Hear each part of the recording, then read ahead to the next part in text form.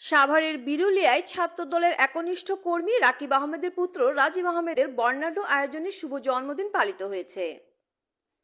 22 June রবিবার সন্ধ্যায় বিরুলিয়া ইউনিয়নের আকরাইনে উৎসবমুখর পরিবেশে কেক কেটে জন্মদিন পালন করা হয়।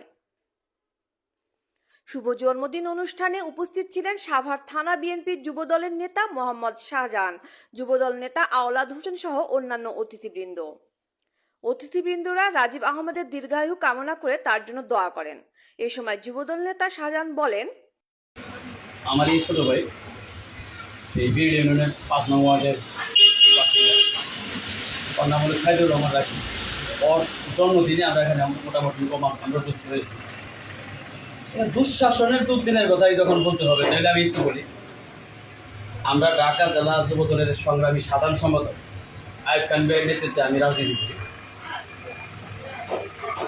এমন কোনো দিন দলের ঘোষণা নাই যে প্রোগ্রাম আমরা করি, আমার নেতা আইয়ুব খান করি, আইয়ুব খানের অর্ডার আমরা পালন করি।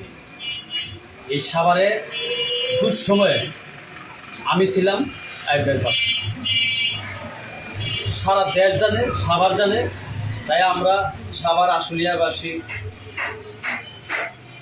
আইয়ুব ভাইয়ের আন্ডারে আমরা যারা রাজনীতি করি আমরা সবাই একত্র থাকি। আমাদের নেতা আইয়ুব খান ভাইয়ের একটা ছাত্রদল আছে, সেই ছাত্রদলের ধারাবাহিকতায় এই সাইদুর রহমান রাকিব হল অংশ।